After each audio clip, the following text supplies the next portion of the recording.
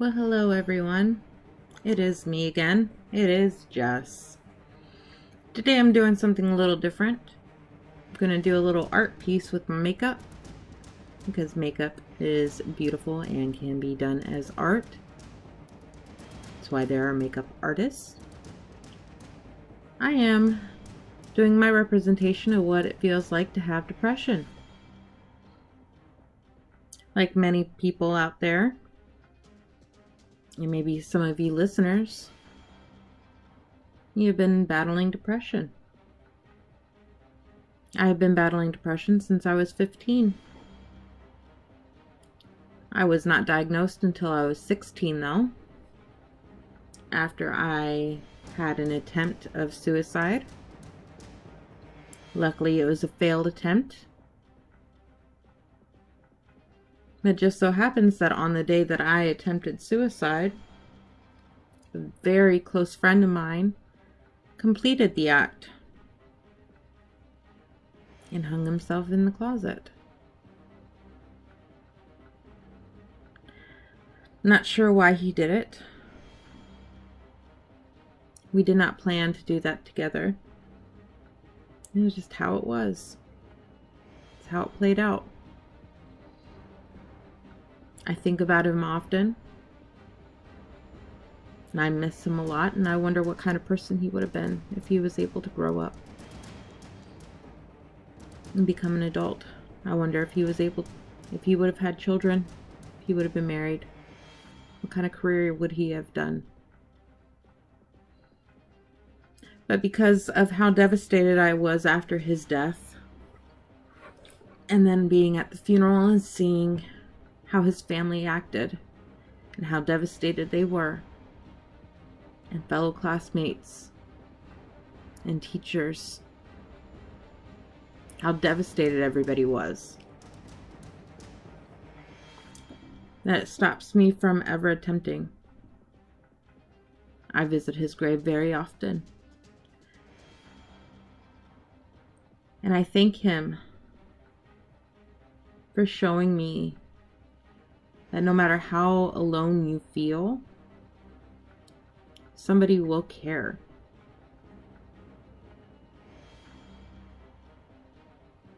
And here is the suicidal hotline.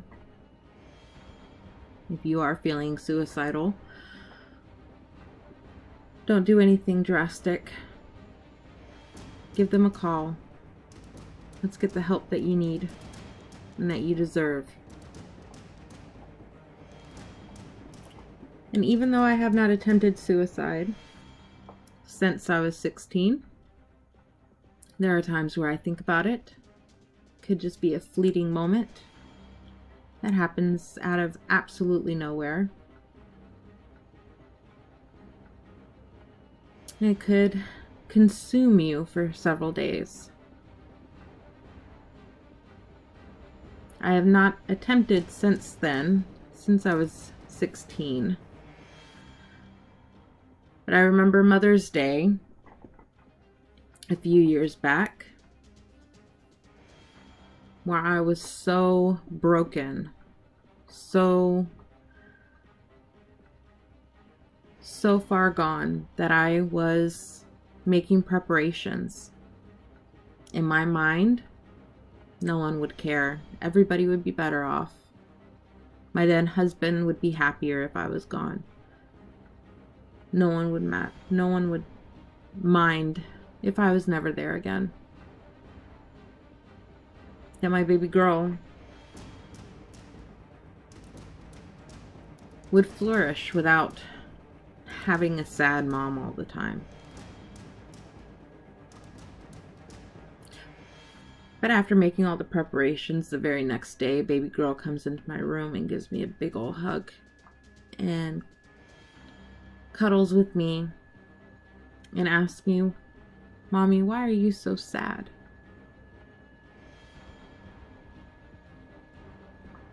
There are many reasons. There are biological reasons, chemical imbalances. At that time, there was also outside forces causing me to feel like I was nothing. When you're with the wrong person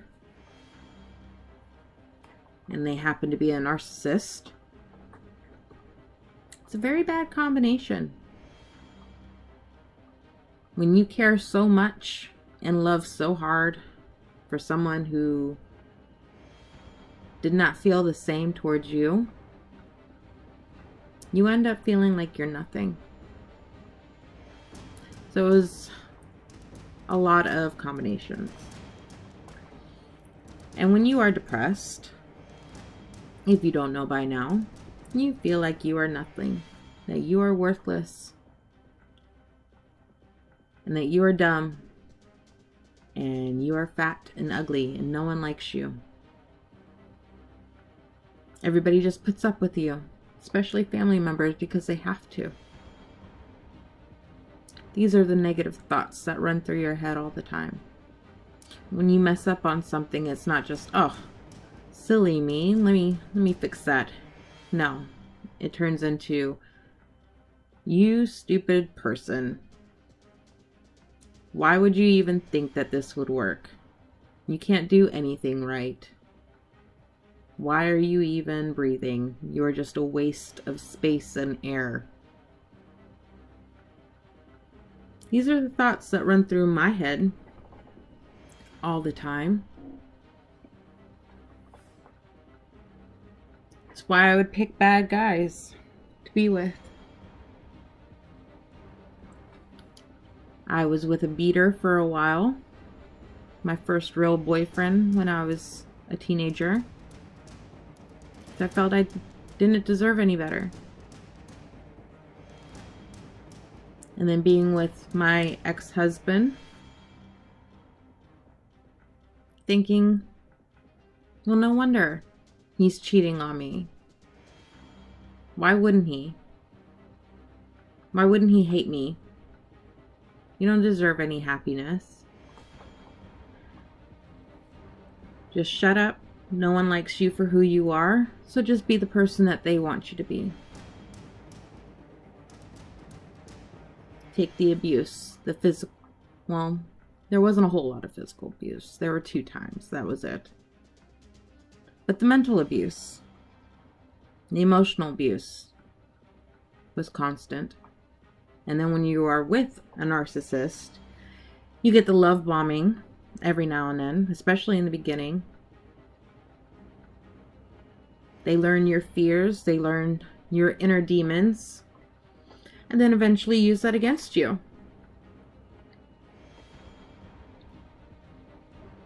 Oh, you're sick. You can't get pregnant right away? What kind of woman are you? Oh, you have to have a hysterectomy. You are not a woman. You are nothing. They just validate your worst fears. And then when you're thinking that constantly, who wouldn't be depressed? All the worst thoughts that you have about yourself. So in this makeup video that I have done, in my mask, I'm doing what I would think people want to see. Let's cover up those dark circles so you don't look so tired. Let's make your eyes bright and open so you look innocent and happy.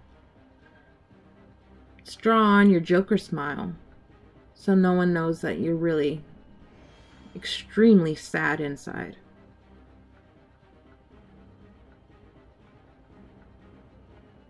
Because no one wants to see the truth. They only want to see the illusion. Well, let's do the illusion for them.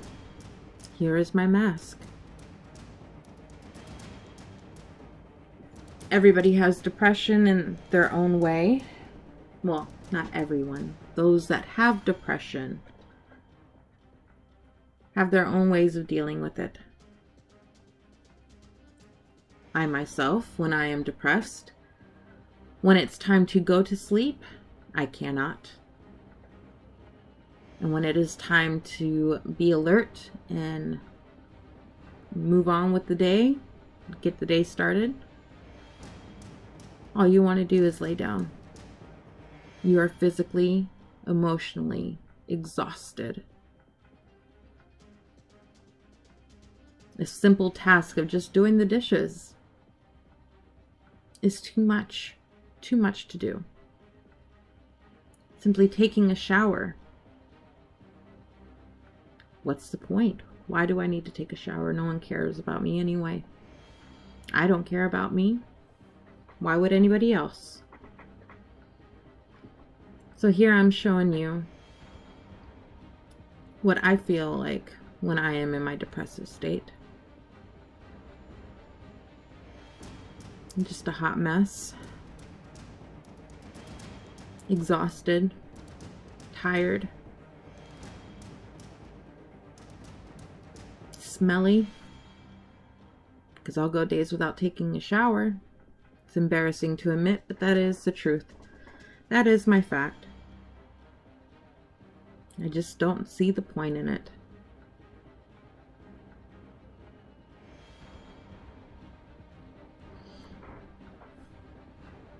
The only reason I get up and put on the mask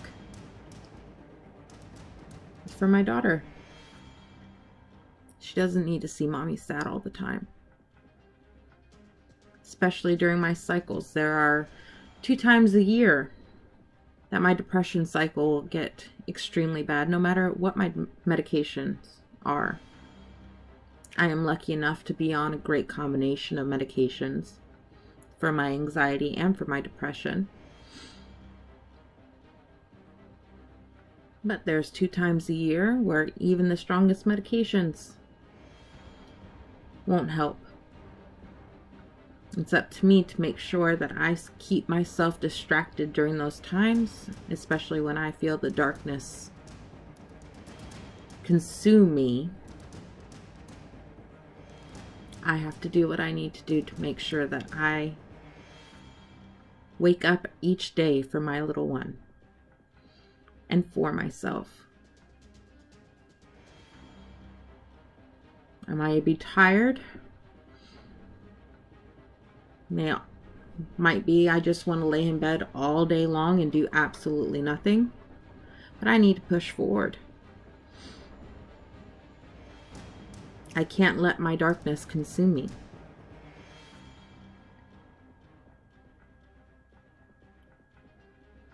I have learned different techniques throughout the years of therapy and in being in the mental health field. I find that I get better when I am helping someone else. And it turns out I am not the only one that feels that way. A lot of people in the mental health field have their own demons to bear, and it helps them to help others. And it's a good way for you to empathize with somebody else, because you know what it's like to be your own worst enemy. When all you want to do is cry. But after I do my cry fit, and if it's really bad, I'll do my floor time where I feel like the gravity is just too heavy. The world is just too heavy and I can't get off the floor. I will allow myself the time to be sad. I want to cry on the floor? Okay, this is your time. But once you're done, get yourself together. I will write down on a piece of paper every negative thing that my mind will tell me. Things like, you are worthless, you are nothing. No wonder he left, no wonder he cheated. You have no one cares about you. You deserve everything wrong in your life. And you deserve nothing in a positive manner. I write all of those negative thoughts down. And then I throw them away. I crumple up that piece of paper. Enjoy the sound of it being crumpled up. Hold it in my hand as a ball. And throw it away.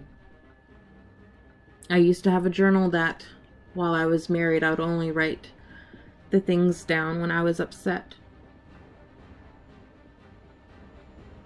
And then after the divorce, I realized after rereading the things in my journal, I should have fought for myself, but I felt like I deserved everything that I received.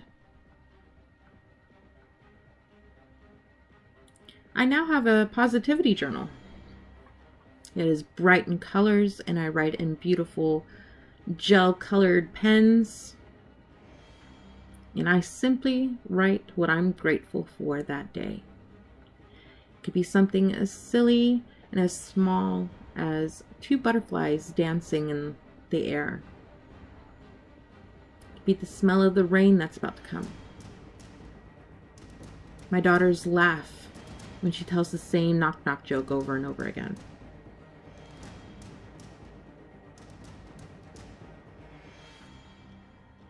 I have to reprogram my brain into thinking the positive things, happier thoughts, good things about myself.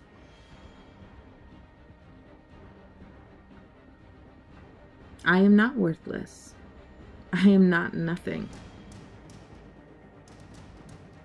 I have people that love me, and I love them. My daughter. She is my entire world, and if I did complete my suicide attempt when I was 16, I would never know the joys of having her. I wouldn't trade a moment with her. She is my light. She is my everything.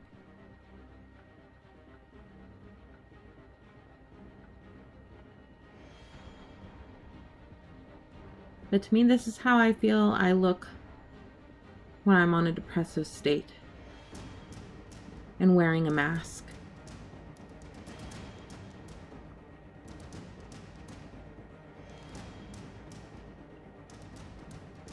If you are battling depression, please get help.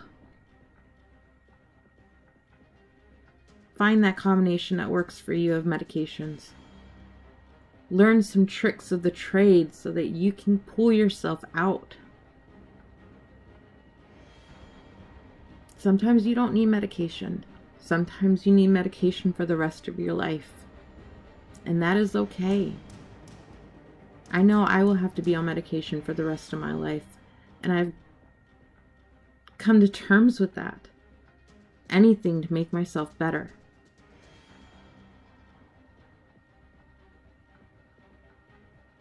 But it is time to stop wearing the mask. Feel your sadness, yes. Take it all off. Be you. It is time to get it all out. I am tired of being sad. I am tired of faking it. It's time to be me.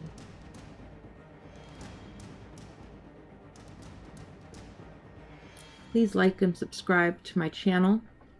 Write any comments about your struggles with depression. And as always, be safe, be you, and be weird. Thank you.